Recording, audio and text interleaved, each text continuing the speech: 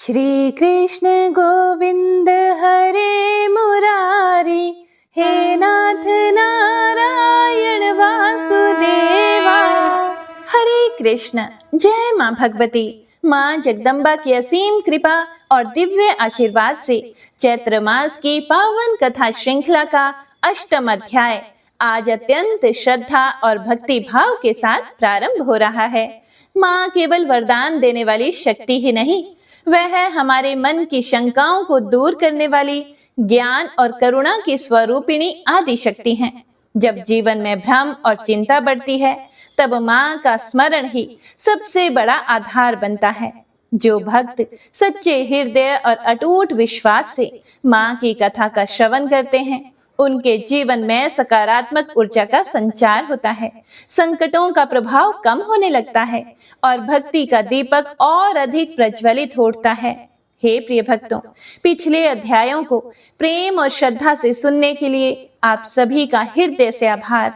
माँ भगवती आप और आपके परिवार पर अपनी कृपा दृष्टि सदैव बनाए रखें।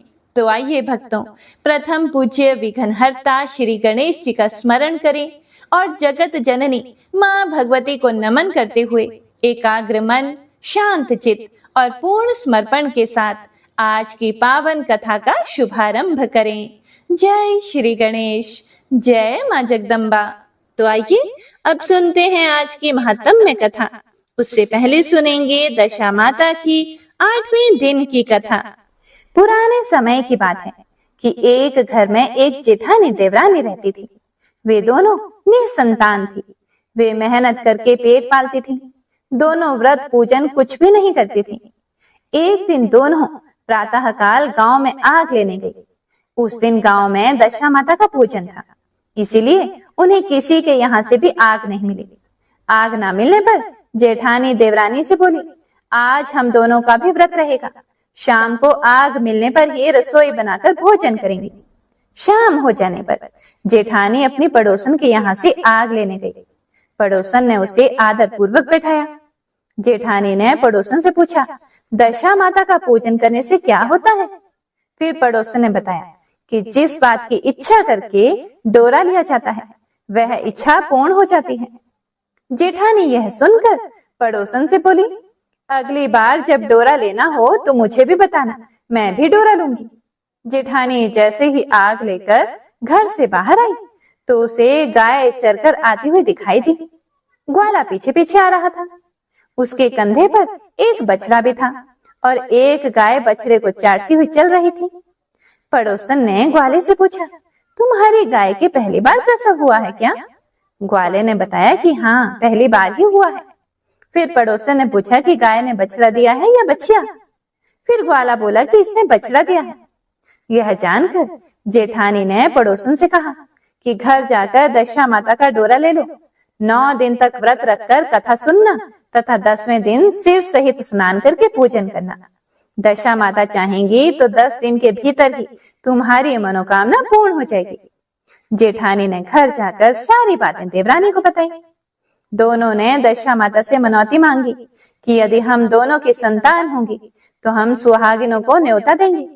दोनों ने दशा माता का डोरा लिया। दशा माता की कृपा से डोरे की पूजा से पहले ही दोनों देवरानी जेठानी गर्भवती हो गई। 9 महीने 9 दिन के बाद दोनों के यहाँ 2 लड़कों ने जन्म लिया। बालकों के नामकरण संस्कार के बाद देवरानी ने जेठानी से कहा, हमने जो सुहागिनों को न्योतने की मनौती मांगी थी, उसे अब पूरा करना चाहिए। जेठानी ने कहा कि अभी ऐसी क्या जल्दी है? जब लड़कों का अन्नप्राशन संस्कार होगा तब सुहागिनों को न्योता देंगे। जब लड़कों का अन्नप्राशन संस्कार हुआ तब देवरानी ने जेठानी से सुहागिनों को न्योतने की बात कही, परंतु जेठानी ने बात को टाल दिया और कहा कि लड़कों के मुंडन संस्कार पर सुहागिनों को न्योता देंगे। होते होते कुछ समय बाद लड़कों का मुंडन संस्कार भी हो गया। देवरानी ने जेठानी को सुहागिनों के न्योतने की बात कही। फिर जेठानी बोली, लड़कों की सगाई के समय ही सुहागिनें न्योती जाएंगी। लड़के बड़े भी हो गए, उनकी सगाई भी हो गई, परंतु जेठानी ने अब की बार भी सुहागिनें नहीं न्योती। जेठानी बोली, जिस दिन लड़कों के फेरे होंगे उसी दिन सुहागिनों को न्योता देंगे। इस पर देवरानी बोली कि बहन, तुम्हारी जब इच्छा हो तब सुहागिनों को न्योता देना, परंतु मैं तो लगन के दिन ही सुहागिनों को न्योता दूंगी। देवरानी ने लगन के दिन ही सुहागिनों को न्योता दिया, परंतु जेठानी ने कुछ भी परवाह ना की। लगन के बाद मातृका पूजन करके दोनों दूल्हे बारात सजाकर बैंड बाजे सहित ब्याहने चल दिए।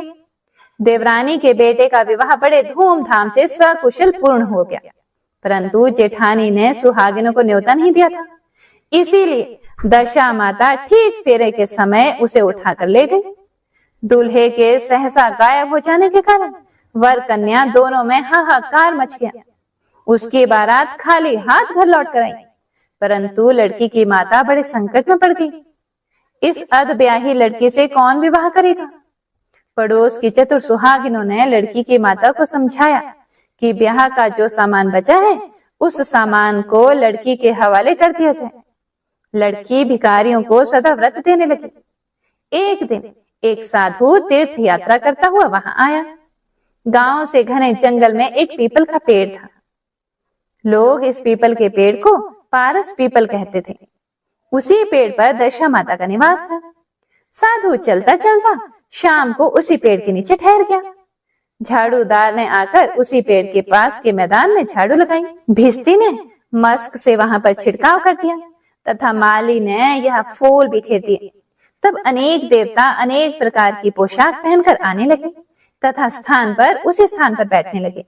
सबसे बाद में स्वर्ग के राजा इंद्र का सिंहासन उतरा। इसी के साथ स्वर्ग की अप्सराएं आकर सिंहासन के चारों ओर नाचने लगे।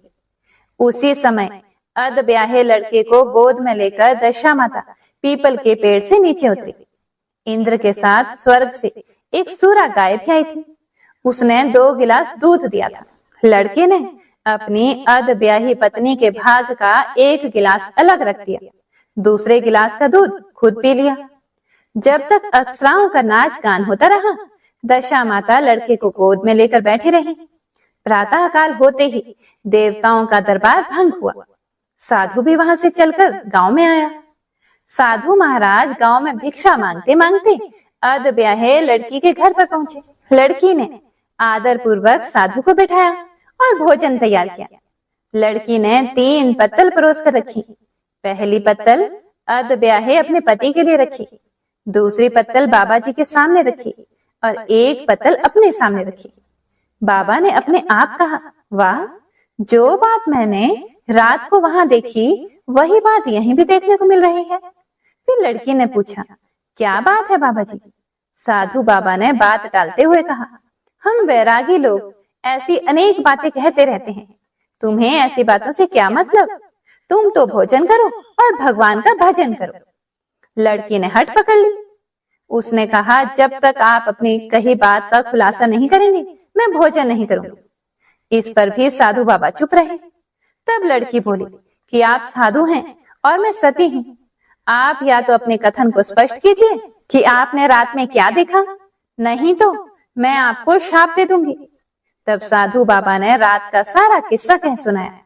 यह सुनकर लड़की ने बाबा के साथ पीपल के पेड़ के पास जाने का निश्चय कर लिया। साधु बाबा आगे आगे चले और लड़की उनके पीछे पीछे चलती रही। साधु बाबा लड़की को पारस पीपल के पास छोड़कर चले गए। संध्या होने पर नित्य की तरह जमादार ने झाड़ू लगाई, भिस्ती ने अपनी मशक से पानी का छिड़काव किया और माली ने फूल बिछाए। देवताओं के राजा इंद्र आए। अप्सराओं का नाच गान प्रारंभ हो गया। उसी समय दशा माता पीपल के पेड़ पर से उतरकर दरबार में बैठ गई। लड़के ने सूरा गाय का दूध लिया और 1 गिलास अधब्याही लड़की के लिए रख दिया। जैसे ही लड़के ने दूध का गिलास मुंह पर लगाया, वैसे ही लड़की दूसरा गिलास हाथ में लेकर वर के सामने आ गई और वह बोली, अपना भाग लेने के लिए मैं उपस्थित हूँ। मेरे लिए क्या आज्ञा है? मैं सेवा करने के लिए तैयार हूँ। तब लड़का बोला, मैं इस तरह से तुमसे नहीं मिल सकता। मैं दशा माता की सेवा में रहता हूँ। मुझे अभी दरबार में जाकर दशा माता की गोद में बैठना होगा। यदि तुम्हें मुझसे प्यार है तो दशा माता को प्रसन्न करके उनसे मुझे अपने लिए मांग सकती हूँ, तब मैं तुम्हारा हो सकता हूँ। लड़का दूध पीकर दशा माता की गोद में जाकर बैठ गया। लड़की अप्सराओं के साथ नाच गाने लगी। जब सवेरा हुआ तो दशा माता ने इस नई लड़की को बुलाकर पूछा कि तुम कौन हो? तुम्हारे नाचने से मैं बहुत प्रसन्न हुई। जो कुछ मांगना है मांग लो। लड़की ने दशा माता से वचन ले लिया कि मैं जो कुछ भी मांगूंगी वह आप मुझे प्रदान करेंगे। तथास्तु कहने के बाद लड़की ने दशा माता से अपने पति को पकड़कर कहा कि मुझे यही चाहिए। फिर दशा माता ने कहा कि तूने मांगा तो बहुत, परंतु मैं वचन दे चुकी हूँ, इसी कारण मैं तेरे पति को तुझे वापस देती हूँ। राजा इंद्र ने पूछा कि भगवती, यह सब क्या राज है? मैं इस राज को जानना चाहता हूँ। तब दशा माता ने बताया कि यह लड़का मेरे वरदान से ही प्राप्त हुआ था और इसकी माता ने मनौती मांगी थी कि लड़का पैदा होने पर मैं सुहागिनों को न्योता दूंगी, परंतु उसने अभी तक अपना वचन पूरा नहीं किया। इस कारण मैं इस लड़के को विवाह मंडप से उठा कर लाई थी। यह लड़की इसकी अर्धब्याही पत्नी है और यह पतिव्रता है। पतिव्रता होने के कारण यह देव समाज में पहुंचकर मुझसे अपना पति मांग रही है। दशा माता के ऐसे वचन सुनकर इंद्र सहित सब देवताओं ने वर वधू के ऊपर पुष्प की वर्षा की। तब तक साधु बाबा भी वहां पर आ गए। साधु बाबा दूल्हा और दुल्हन को साथ लेकर गांव की ओर चल पड़े। जब ये तीनों गांव के नजदीक पहुंचे तो गांव वालों ने दूल्हा दुल्हन को देखकर लड़की के पिता को सूचना दी कि तुम्हारी पुत्री अपने दूल्हे के साथ आ रही है। जिस दिन से लड़की चली गई थी तो उसके पिता ने लोकापवाद के डर से बाहर निकलना ही बंद कर दिया था। गांव वालों की यह भी बात सुनकर उसने घर के किवाड़ बंद कर लिए। उसने समझा लड़की साधु बाबा के साथ आ रही होगी, इसीलिए लोग मेरा उपहास कर रहे हैं। जब गांव के गणमान्य व्यक्तियों ने भी वही बात बताई तब उसने घर के किवाड़ खोले और बाहर निकला। जब उसने सचमुच अपने द्वार पर लड़की और दामाद को खड़े देखा तो उसकी प्रसन्नता का ठिकाना नहीं रहा। लड़की के पिता ने इस खुशी के मौके पर बहुत दान पुण्य किया और फिर से विवाह की तैयारी की। लड़की ने अपनी माता से कहा कि इस तरह से विवाह नहीं होगा। पहले दूल्हे की माता सुहागिनों को न्योता देकर बारात लेकर आए, तब विवाह के नेक पूरे किए जाएंगे। लड़की के पिता ने लड़के के घर पर खबर भेजी। लड़के की मां ने पहले सुहागिनों को न्योता दिया, तब बारात चली। बड़ी धूमधाम से विवाह हुआ। वर वधू दोनों अपने घर पर आ गए। वधू की खुशी में लड़के की माता ने दोबारा सुहागिनों को न्योता दिया। उसी समय से विवाह के दिन वर के घर पर सुहागिनों को न्योतने की प्रथा चली आ रही है। हे दशा माता, जिस तरह आपने सती की दशा बदली वैसी सभी का कल्याण करना। प्रेम से बोलिए दशा माता की जय। हे प्रिय भक्तों, तो आइए मन में देवी भगवती का ध्यान करते हुए आज की महत्तम कथा का रसपान करते हैं। श्री सूत जी महाराज कहते हैं, इसके बाद सुखदेव जी के आगमन का समाचार पाकर राजा जनक अपने मंत्रियों सहित गुरु पुत्र को आगे करके उनके पास गए। उन्हें उत्तम आसन पर बिठाया, भली भांति आओ भगत की और कुशल मंगल पूछा। दूध देने वाली गाय सामने उपस्थित कर दी। सुखदेव जी ने महाराज जनक के किए हुए सत्कार को नियम अनुसार स्वीकार किया। राजा से भी उन्होंने कुशल मंगल पूछी और उनसे अपना शुभ समाचार कह सुनाया।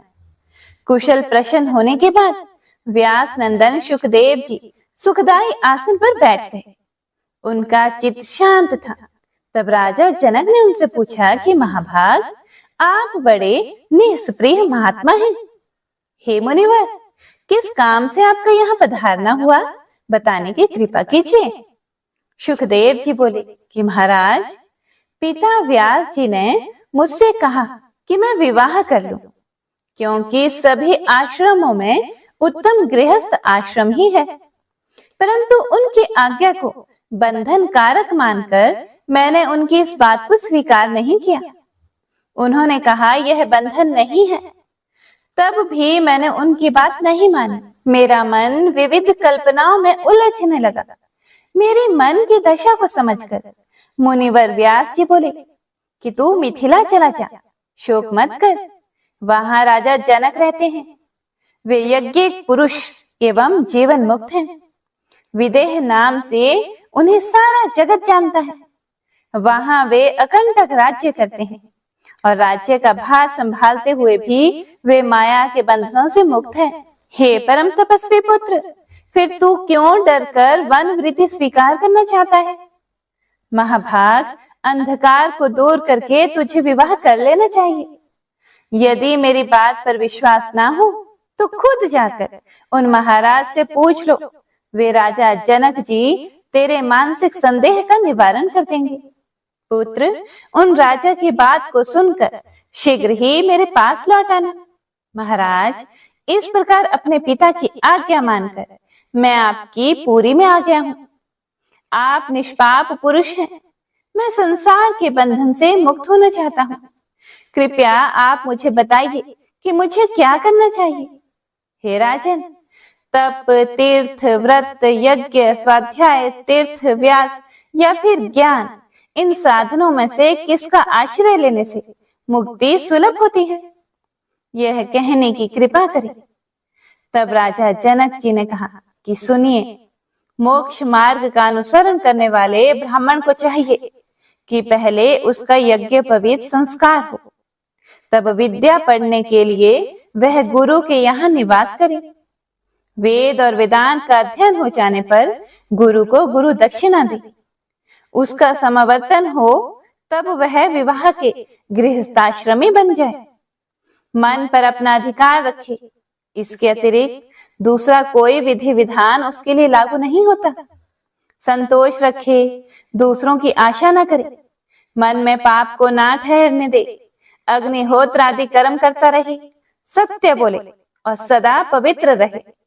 पुत्र और पौत्र हो जाने पर वानप्रस्थ हो जाए। तपस्या करके काम, क्रोध आदि 6 शत्रुओं पर विजय प्राप्त कर ले। इसके बाद पुत्र के पास रहने के लिए स्त्री की व्यवस्था करते, अर्थात पुत्र का विवाह करते। न्याय पूर्वक संपूर्ण अग्नियों का अपने में आधान करके चौथे आश्रम में पैर रखें। धार्मिक भावना मन से कभी दूर ना हो। चित्त शांत रहे। शुद्ध वैराग्य होने पर ही ऐसी स्थिति बनानी चाहिए। मेरी समझ से इसे कोई मिथ्या नहीं बना सकता। सुखदेव जी, वेद की आज्ञा के अनुसार 48 संस्कार विहित हैं।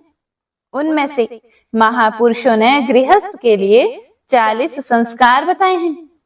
मानद वासनाएं बड़ी दुर्जर हैं। यह शांत नहीं होती। इसीलिए इनका वेग शांत करने के लिए क्रमशः त्यागी बनना चाहिए। ऊपर सोने वाला तो कभी न कभी गिरता ही है। जो नीचे सोता है उसके गिरने की संभावना नहीं रहती। सन्यासी हो जाने पर भ्रष्ट हो जाए तो फिर उसके लिए कोई भी मार्ग सहज नहीं है।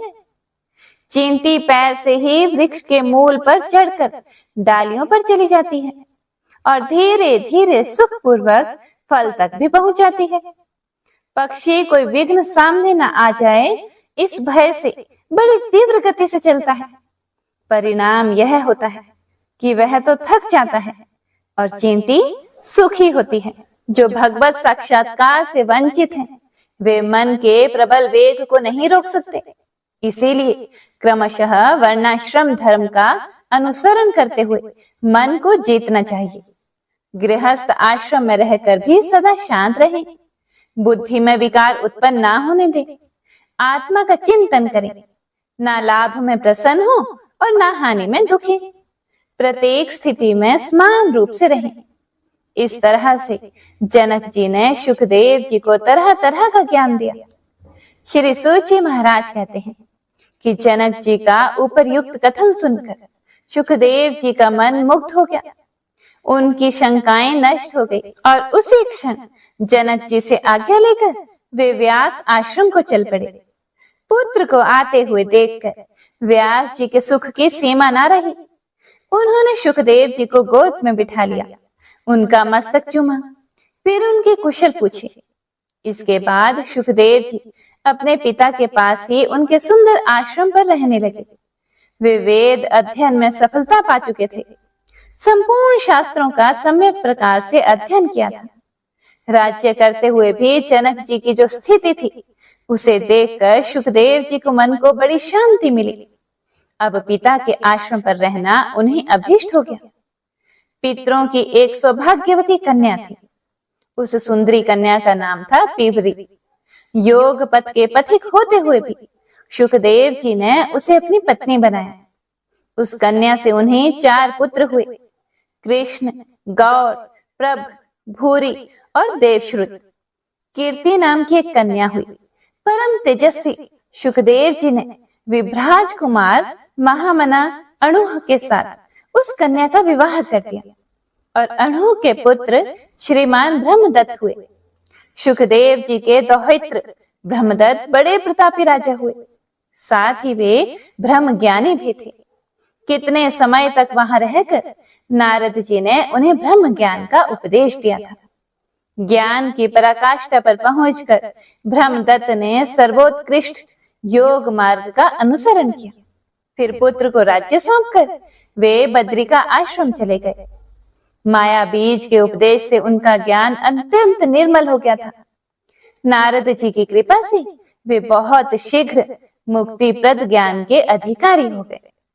फिर सुखदेव जी अपने पिता व्यास जी का साथ छोड़कर कैलाश के सुरमय शिखर पर जाने का निर्णय किया। वहां उन्होंने अविचल समाधि लगा ली। परम सिद्धि मिल जाने पर उनका आसन शिखर से ऊपर उठ गया। आकाश में भी वे इस प्रकार चमकने लगे कि मानो महान तेजस्वी सूर्य चमक रहे हों। सुखदेव जी के ऊपर उठते समय पर्वत का शिखर फटकर 2 भागों में बंट गया। हवा की भांति तीव्र गति से वे आकाश में चले तो उत्पातों की भरमार हो गई। ऋषिगण ने उनका स्तवन आरंभ कर दिया। उस समय सुखदेव जी तेजस्वी होने के कारण आकाश में एक दूसरे सूर्य के समान अत्यंत प्रकाशित होने लगे। उधर व्यास जी को ये सब देखकर बड़ा दुख हुआ। उनके मुख से बार बार हे पुत्र यह शब्द निकल रहा था। वे पर्वत के उस शिखर पर चले गए जहां सुखदेव जी ने योगाभ्यास किया था। व्यास जी की दयनीय दशा समझकर सुखदेव जी ने उत्तर दिया। उनके वचन से सभी जान गए कि सुखदेव जी व्यष्टि शरीर को समष्टि में मिलाकर आकाश में चले गए हैं। उस पर्वत के शिखर पर अब तक भी स्पष्ट उत्तर सुनाई पड़ता था। व्यास जी का विलाप बंद नहीं हुआ। वे शोक के उमड़े सागर में डूबे रहते थे। उनके मुख से बार बार पुत्र पुत्र की करुण आवाज निकल रही थी। मन पर विरह का बादल मंडरा रहा था। उनकी स्थिति देखकर भगवान शंकर वहां पधारे और उन्होंने उनको समझाना आरंभ किया कि व्यास तुम शोक मत करो। तुम्हारा पुत्र सुखदेव योग शास्त्र का प्रकांड विद्वान है। उसे वह उत्तम गति सुलभ हुई है जिसे अकृतात्मा कभी पा ही नहीं सकते। तुम तो स्वयं विज्ञ पुरुष हो, इसीलिए सुखदेव के विषय में तुम्हें कुछ भी चिंता नहीं करनी चाहिए। पुत्र, ऐसे योग्य पुत्र की प्राप्ति से तो तुम्हारी कीर्ति विस्तृत हो गई है। तब शंकर जी के वचन सुनकर व्यास जी ने कहा कि हे देवेश, मैं क्या करूं? मैं विवश हो गया हूं। पुत्र को देखने से अतृप्त मेरे नेत्र अब भी उसे देखने के लिए छटपटा रहे हैं। महादेव जी बोले, तुम्हारे पुत्र के मन को अत्यंत मुग्ध करने वाली छाया तुम्हें निकट ही दिखाई पड़ेगी। महान तप करने वाले मुनिवर, उस प्रतिबिंब को देखकर अपना मन शांत कर लो। श्री सूत जी कहते हैं, फिर तो सुखदेव जी का परम प्रकाशमान प्रतिबिंब शीघ्र ही व्यास जी को दिखाई पड़ने लगा। मुनि को वर देकर भगवान शंकर वहीं अंतर ध्यान हो गए। उनके अंतर ध्यान होने के बाद व्यास जी वापस अपने आश्रम पर चले गए। फिर ऋषियों ने पूछा कि परम सिद्धि प्राप्त करके सुखदेव जी के पधार जाने पर देव शिरोमणि व्यास जी ने फिर क्या किया, इसे विस्तार पूर्वक हमें बताने की कृपा कीजिए।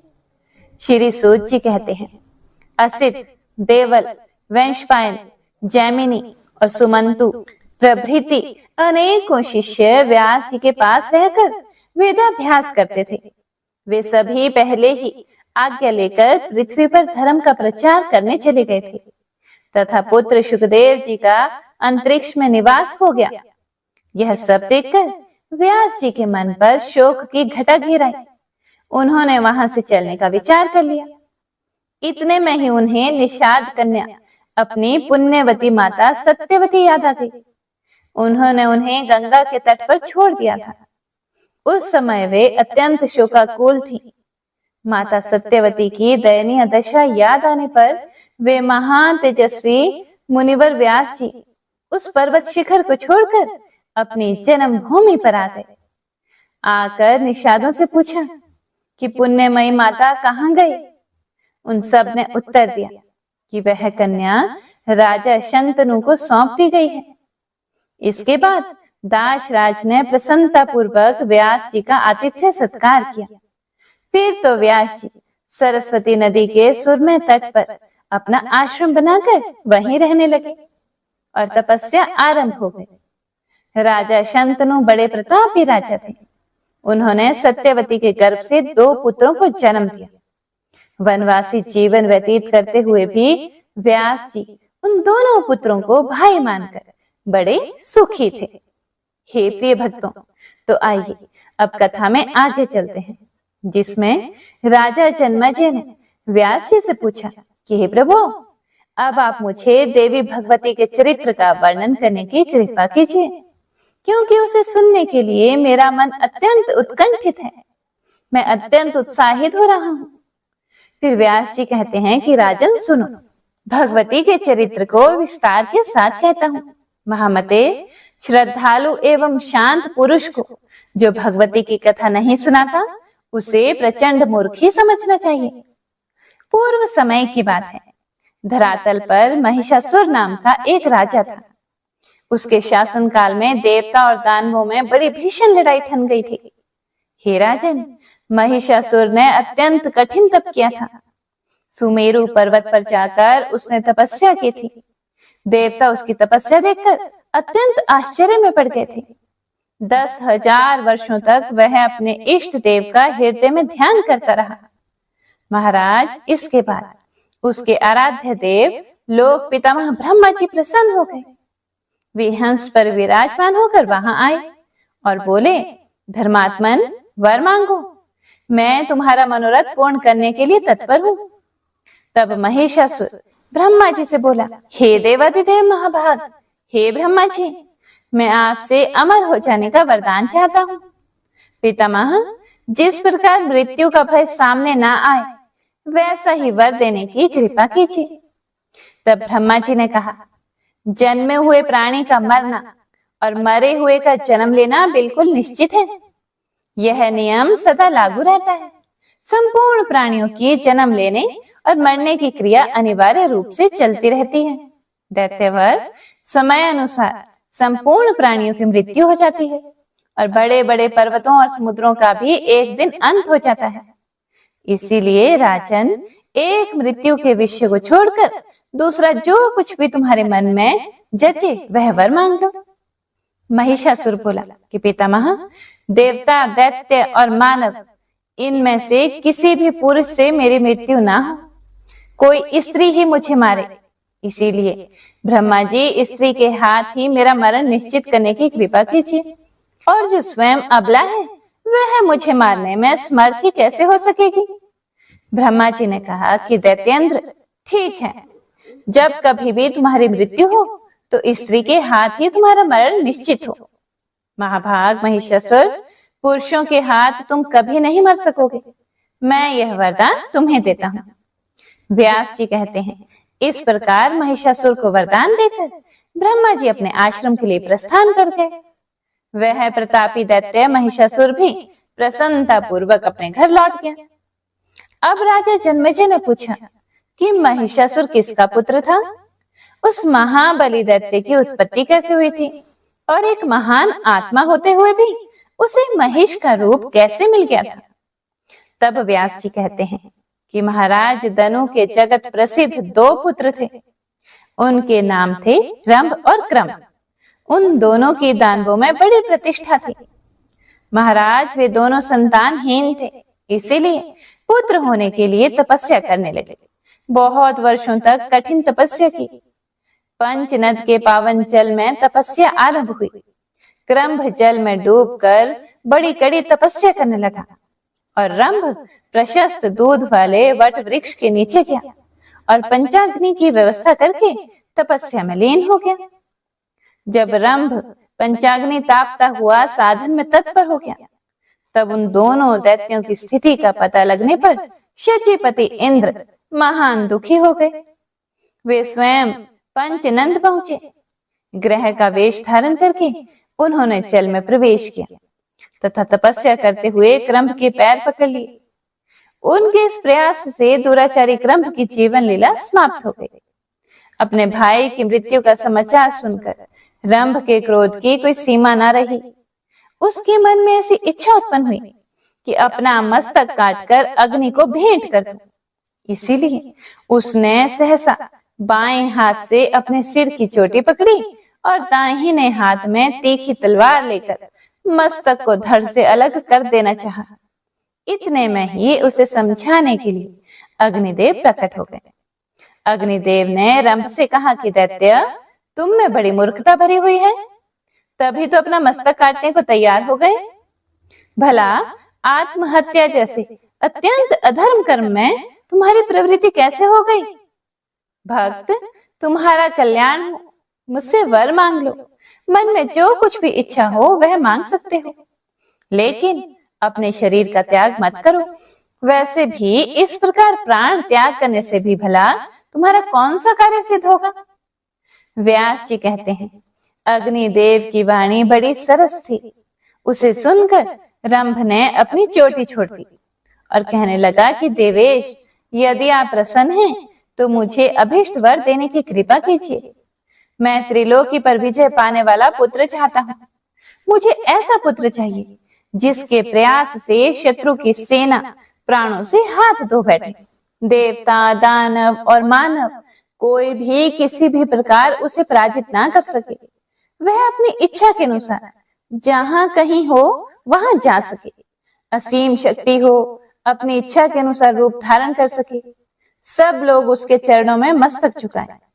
तब अग्निदेव ने रंभ से कहा कि बहुत ठीक, तुम्हारी यह इच्छा अवश्य पूर्ण होगी। महाभाग, तुम्हें वैसा ही पुत्र होगा। अब आत्महत्या का विचार छोड़ दो। महाभाग रंभ, जिस सुंदरी भार्या पर तुम्हारा मन डिग जाए, उसी के गर्भ से महान पराक्रमी पुत्र तुम्हें प्राप्त होगा। व्यास जी कहते हैं, अग्निदेव का वचन मन को प्रसन्न कर देने वाला था। उनकी बात को सुनकर दैत्यवर रंभ ने चरणों में मस्तक झुका दिया और वह अपने स्थान की ओर चल दिया। रंभ का स्थान संपूर्ण समृद्धियों से संपन्न था। वहां अनेकों यक्ष मौजूद थे। पशु भावापन राक्षस तो था ही, काम भाव से एक महिषी पर उस दानवराज की दृष्टि पड़ गई और उस समय वह भैंस भी जवानी के मद में चूर थी। रंभ उस पर आसक्त हो गया। होनी तो बड़ी प्रबल होती है। इस प्रकार वह महिषी गर्भवती हो गई। एक समय की बात है, कोई एक दूसरा भैंसा उस भैंस पर टूट पड़ा। इसीलिए उस भैंसे को मारने के लिए रंभ स्वयं सामने आ गया और उस पर झपटा। वह बलवान भैंसा भी कामांध था। उस भैंसे ने अपने तीखे सींगों से तुरंत रंभ के हृदय में गहरी चोट पहुंचाई। इससे वह दानव मूर्छित होकर भूमि पर गिर पड़ा और उसके प्राण शरीर से अलग हो गए। अपने स्वामी रंभ के मर जाने पर वह बेचारी महिषी भय से अत्यंत घबराकर वहां से भाग चली। वह वेग पूर्वक एक वट वृक्ष के नीचे जाकर यक्षों की शरण में चली गई। उसके पीछे लगा हुआ वह भैंसा भी वहीं आ पहुंचा। बल के अभिमान में तो वह चूर था ही। यक्षों ने देखा कि वह महिषी अत्यंत कातर होकर आंखों से आंसू गिरा रही है और भय से उसका कलेजा कांप रहा है। साथ ही पीछे दौड़कर आता हुआ भैंसा उन्हें दिखाई दिया। फिर उस महिषी की रक्षा करने के लिए यक्ष भैंसे का सामना करने के लिए तत्पर हो गए। अब उस भैंसे के साथ उन यक्षों का रोमांचकारी युद्ध छिड़ गया।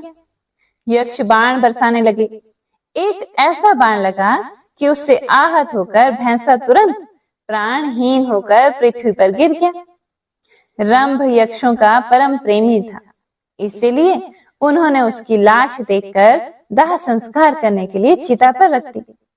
पति के मृत शरीर को चिता पर देखकर उस महिषी के मन में भी निश्चित विचार हो गया कि मैं भी पति के साथ सती हो जाऊं। यक्षों के रोकते रहने पर भी उसके विचार में परिवर्तन नहीं हुआ। वह जलती हुई चिता में बैठ गई। उसने अपने प्रेमी पति को हृदय से चिपका लिया।